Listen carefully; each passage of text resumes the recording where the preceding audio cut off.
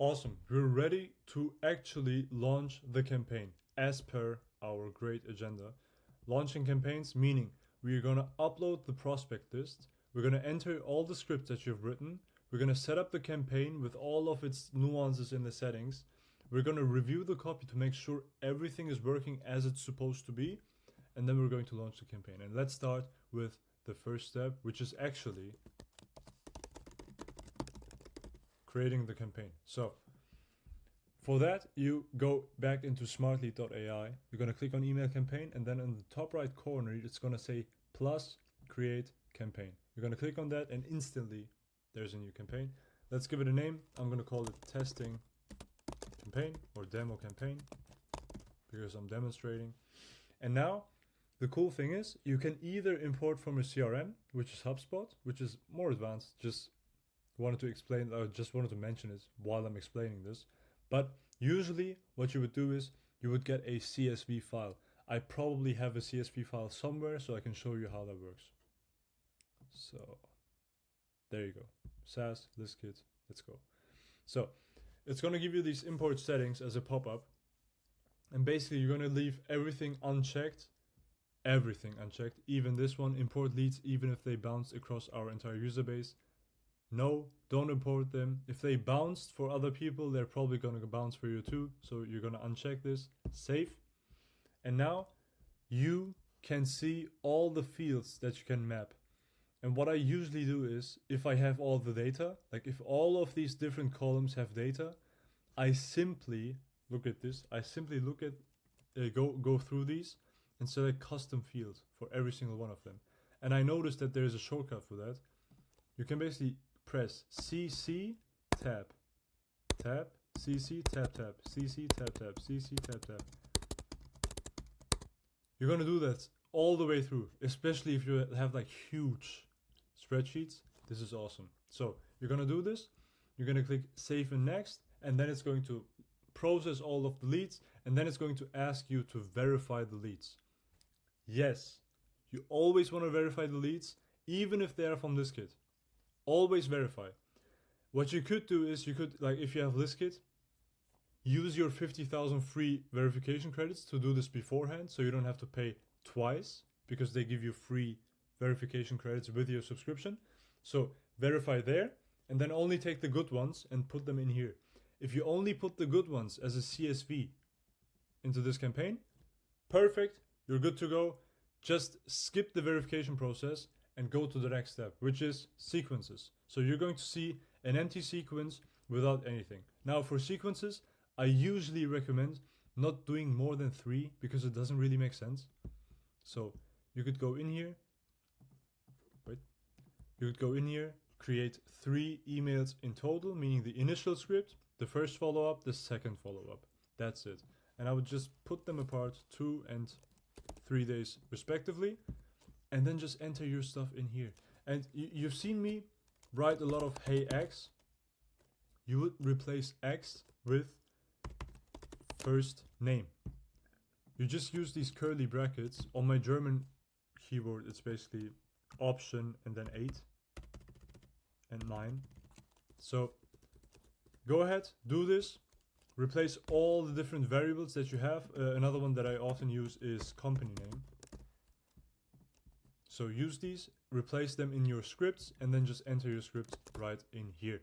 So after having done that for the first follow-up and the second follow-up as well, you're going to go into setup.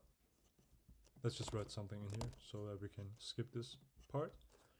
You're going to go into setup, and you're going to select all the sender accounts. So what you're going to do is, after having your emails having gone through warm up, right? They're done with warm up. You're going to select all the different emails that you have with the tag name live. Actually, I just noticed I haven't told you that. After they go through the warm up period, tag them as live, because you had the initial ones where it said live on this date or just 11th of March or March 11th, right? After they are active, set them as live so you can easily filter them as I'm doing right now. So we have 44 here. Just select all 44. Save email accounts. Perfect. Done. Schedule campaign. Choose the time zone in which your prospects are in. If you have them all across the world, really does not matter. Don't stress it. It's all good. Send from Monday to Friday. Set UTC as a time zone. Choose sending periods from, let's say, 8 a.m. to somewhere around, let's say 7. Wait, not 7 a.m. 7 p.m. Great. And now set up the triggers. The triggers, I want to quickly explain this. This is basically telling you how often this specific campaign is going to trigger one of your inboxes. And if you have 44 inboxes that each send 10 emails, you can send out 400 emails a day, right?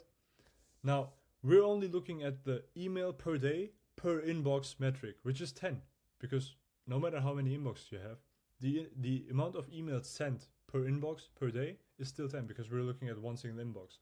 And now, with this metric, if we set up 20 for this time period, we would trigger one single inbox 33 times. So that's more than 3 times of what we would usually aim for, right? So let's say we're tripling this to around 60. So we're at 11 triggers. So let's do it at 66. So now we're at 10 triggers. So this singular campaign would fully utilize a single inbox. And if it does that, and we connected all the inboxes to it, we would utilize all of the inboxes, right? So now max number of new leads reached per campaign.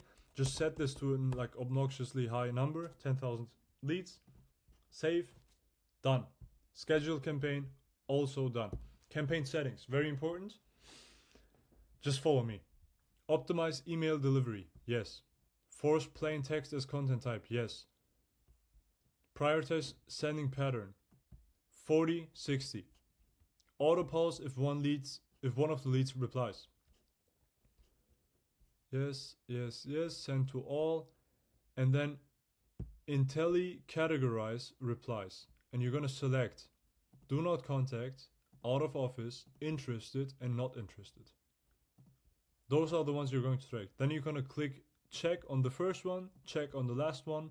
You're going to scroll down and save general settings. Now, after having done that, you're going to go into final review. Now, we don't have any prospects in this prospect list right now. And we also don't have any sequences. But what you will see is, you will see the actual sequence, so the actual email an actual prospect will receive. So if you have used a merge field, such as first name, go into like the first few dozens of prospects and check if the first name has been connected correctly. If that's the case, and if that's also the case for all the other merge fields that you've used, such as company name, etc., if that's the case, you are good to go. Start the campaign, launch it. It's gonna give you a pop-up asking for automatic placement tests. You don't have to do that right now. 80-20, just get it started. Start the campaign, and you're basically done for now. Now, let me finish up this lesson and then go into inbox management, where I'm going to show you how you are going to manage all of the replies that are going to come in. See you there.